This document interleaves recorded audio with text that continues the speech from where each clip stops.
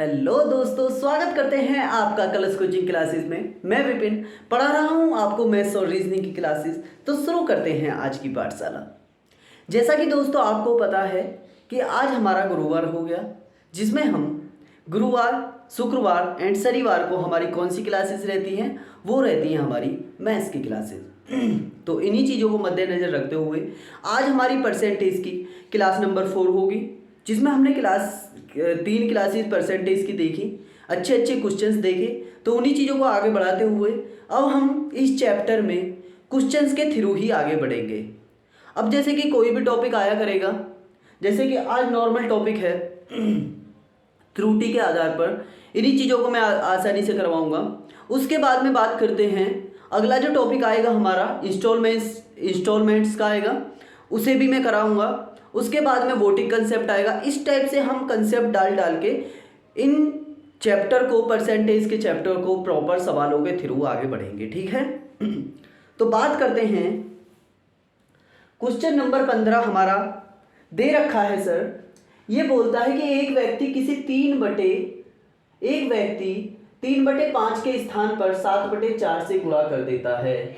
किसी संख्या में, ये लिखा हुआ है, यहाँ पे लिखना भूल गया है, एक व्यक्ति किसी संख्या में 3/5 के स्थान पर 7/4 से गुणा कर देता है, परिणाम में परसेंटेज परिवर्तन ज्ञात कीजिए। तो देखिए दोस्तों, ऐसे इस प्रकार के सवालों में हमें कुछ नहीं करना होता, बस हमें जो पहले वैल्यू दी रखी होती है 3/5 और दूसरी वाली वैल्यू 7/4, ठीक है, दोनों का एलसीएम लो। दोनों का एलसीएम कितना हो जाएगा, सभी दोस्त जानते हैं, 5 चौके 20 हो जाएगा एलसीएम। एलसीएम मतलब लघुत्तम समापवर्तक। उस एलसीएम से इधर गुणा कर दीजिए, उस एलसीएम से इधर गुणा कर दीजिए, ठीक है। अगर मैं इससे 5 को 20 से काटूंगा तो ये हो जाएगा 5 चौके 20, कितना आएगा ये 5 चौके 20, और ये कितना आएगा 4 पंजे 20, ठीक है, 4 पंजे 20। अब बात करते हैं 4 गुणे 3 मतलब 12 और 7 गुणे 5 मतलब कि 35। अब बताइए मुझे, सवाल कह रहा था कि एक व्यक्ति किसी संख्या में 3/5 के स्थान पर उसे उस संख्या में 3/5 से गुणा करनी थी, लेकिन उसने त्रुटिपूर्ण 7/4 से गुणा कर दी, तो संख्या में कितना बदलाव होगा। मीन्स डैट 3/5 से गुणा करता तो वो संख्या हमारी होती 12, है ना, समझ रहे हैं सारी चीजों को, और उसने गुणा करी 7/4 से, तो संख्या होगी हमारी 35। मीन्स डैट कितनी संख्या बढ़ गई, 12 की 36, मतलब कि 23 नंबर हमारी संख्या बढ़ गई। 23 प्लस होगी हमारी संख्या, भाई 3 2 5, 2 और 1 3, 23 बढ़ गई। अब बात करते हैं 23 बढ़ी कितने पर, मैंने आपको बताया था छोटी वाली संख्या बढ़ी कितने पर, 12 पर, तो 100 पर कितनी, मतलब 100 गुणा क्यों करा, क्योंकि परसेंटेज के थ्रू 4 से काटेंगे, 4 तिया 12, ये कितना हो जाएगा 25 चौके 100, 25 में 23 की गुणा करेंगे, 25 × 75 गुणा 5 हासिल 7, 25 दूनी 50 और 7 57/3।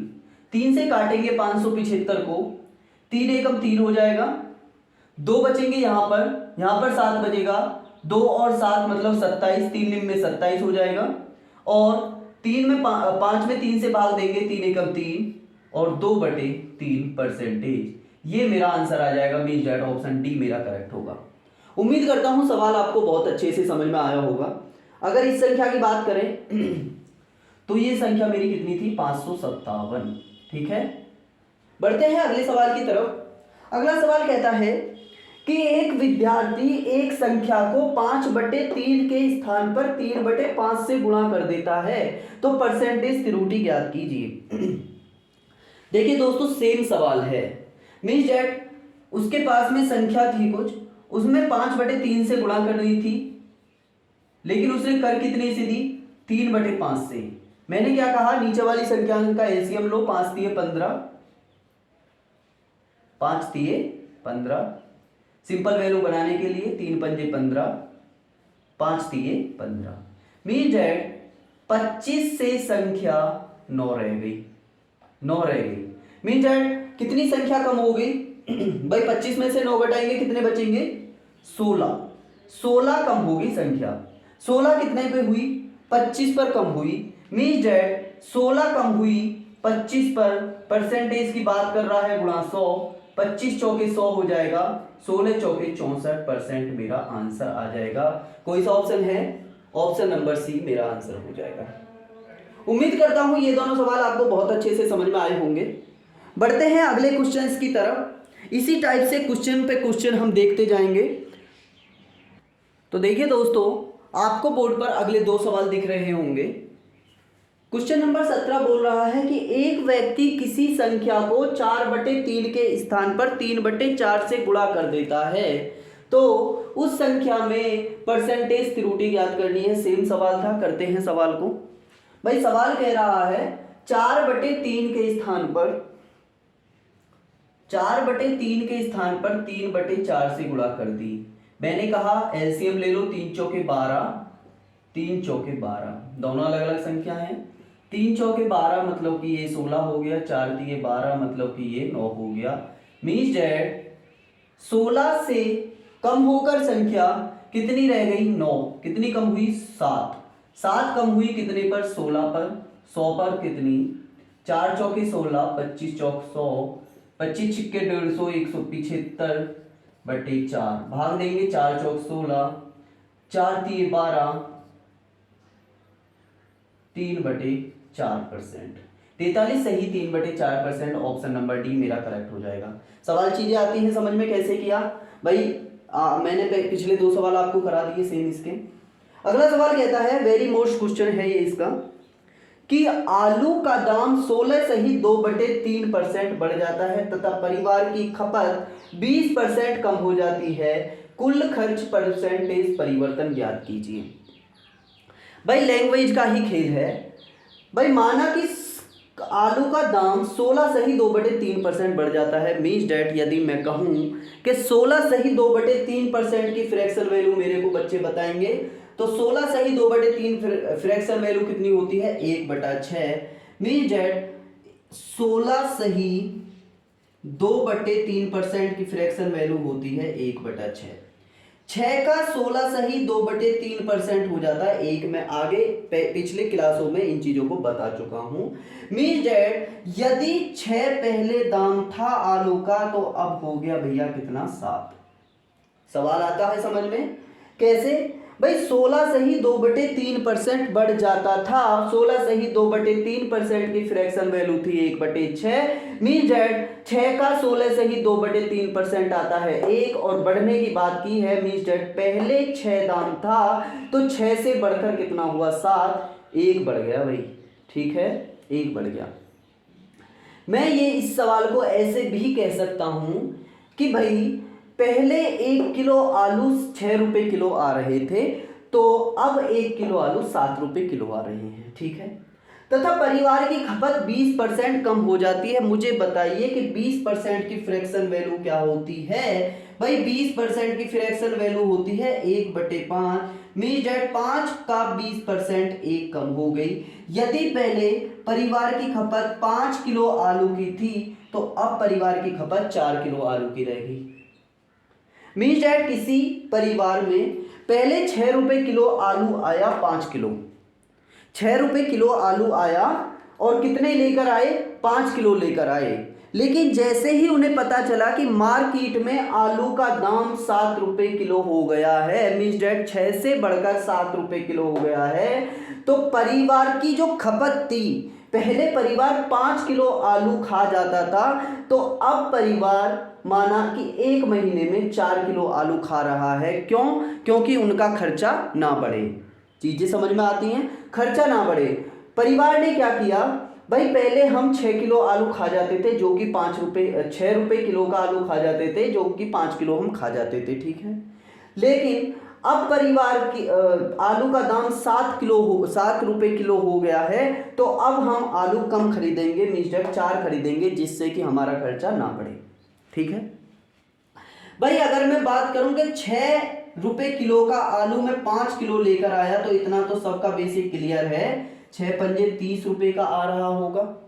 6 रुपए प्रति किलो आलू 5 किलो लेकर आया, तो 6 पंजे 30, ₹7 प्रति किलो आलू मैं 4 किलो लेकर आया, तो मीन्स डेट 28 रुपए का लेकर आया। मीन्स डेट मैं पहले 30 रुपए का खर्चा कर रहा था आलू पर, लेकिन अब की बार मैंने 28 रुपया खर्च किया। मीन्स डेट 2 रुपया कम खर्च किया। ठीक है भाई, 2 रुपया किस पर कम खर्च किया मैंने आपको पहले ही बताया, 30 पर। और गुणे किस पर पूछ रहा है, परसेंटेज में पूछ रहा है। 0 से 0 काट देते हैं, ये कितना हो गया 20/3।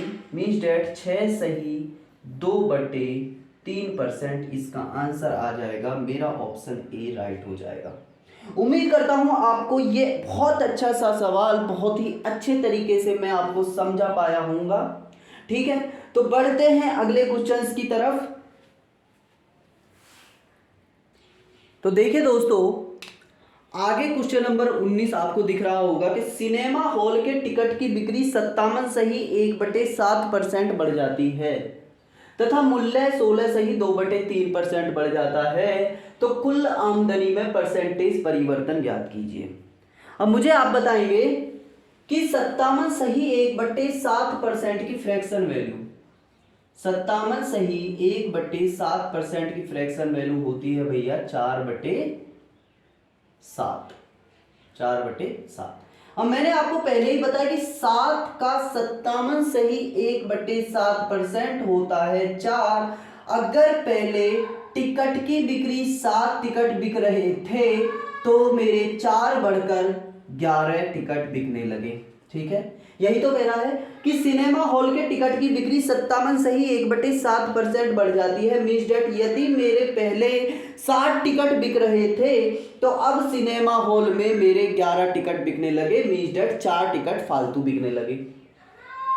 जब टिकट फालतू बिकने लगे तो मूल्य 16 सही 2/3% बढ़ जाता है। मैंने आपको बताया 16 सही 2/3% की फ्रैक्शन वैल्यू होती है 1/6। मीन्स डेट यदि पहले मेरे 6 टिकट बिक रहे, 6 रुपए का टिकट था, तो अब मैंने वो टिकट 7 रुपए का कर दिया। ठीक है, सवाल आया समझ में? भाई पहले 7 टिकट बिक रहे थे और एक टिकट की वैल्यू थी 6 रुपए। ठीक है, लेकिन अब 11 टिकट बिकने लगे और एक टिकट की वैल्यू है 7 रुपए। तो आप मुझे बताएंगे भैया कि 60 टिकट हैं और 6 रुपए के हिसाब से कितने रुपए की इनकम मेरे को हुई, 42 रुपए की। 7 गुणे 6। उम्मीद करता हूं इतना मैं सबका क्लियर होगा। 11 टिकट बाद में बिकने लगे और हर टिकट की वैल्यू मैंने कर दी 7 रुपए। मीन्स डेट अब मेरी आमदनी होने लगी 77 रुपए की। मीन्स डेट भैया कि मैंने कितने रुपए फालतू कमा लिए। मेरे पहले 7 बिक रहे थे, बाद में 11 टिकट बिकने लगे। मैंने क्या किया, मैंने टिकट का मूल्य भी बढ़ा दिया। पहले मूल्य 6 रुपए का था तो अब मूल्य 7 रुपए का है। ठीक है, बात करते हैं 7 में से 2 जाएंगे 5 बचेगा और 7 में से 4 गया 3 बचेगा। 35 रुपए का फायदा मेरे को पहले से ज्यादा होने लगा। अगर मैं बात करूं परसेंटेज में, 35 रुपए का फायदा हुआ 42 पर गुणे 100, तो क्या होगा 21, 50, 50 की इसमें गुणा करेंगे 0, 5 पंजे 25, 2 5 3 15, 16 17, 1750/21। ठीक है, 21 की इसमें करेंगे जरा, 21 छिक्के 21 अट्ठे 168, 21 अट्ठे 168, 8 168। ये कितने बचेंगे, 5 और 2 7, 0 21 3 63 और 7/21%। ये आपका ऑप्शन आ जाएगा। अगर मैं इससे भी काटूं 7 3 21 1/3, मतलब कि 83 सही 1/3% आपका ऑप्शन होगा करेक्ट। ठीक है, उम्मीद करता हूं सवाल आपको बहुत अच्छे से समझ में आया होगा। बढ़ते हैं अगले क्वेश्चन की तरफ।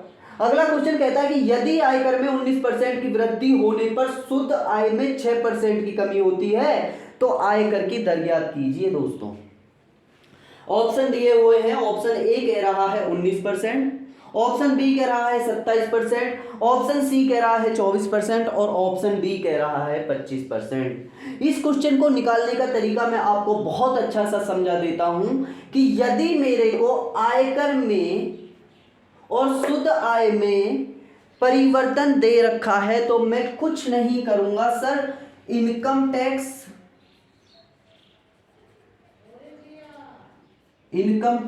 अनुक्रमानुपाती कर दूंगा। क्या?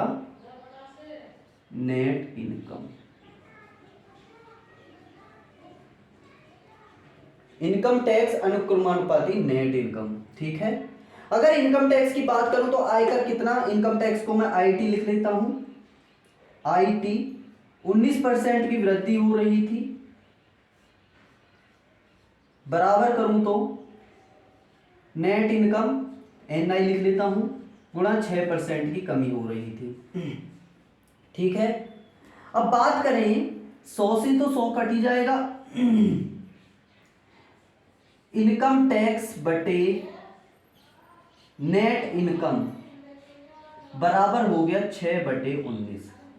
मीन्स डेट भैया अगर मेरी नेट इनकम 19 है तो मेरा इनकम टैक्स जो होगा या टैक्स जो होगा वो 6 रुपये लग रहा है। मीन्स डेट 6 रुपये का टैक्स है और नेट इनकम 19 है। तो आप मेरे को बताइए सर कि टोटल इनकम क्या होगी।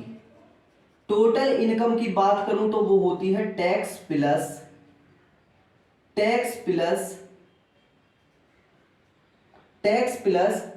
Net income.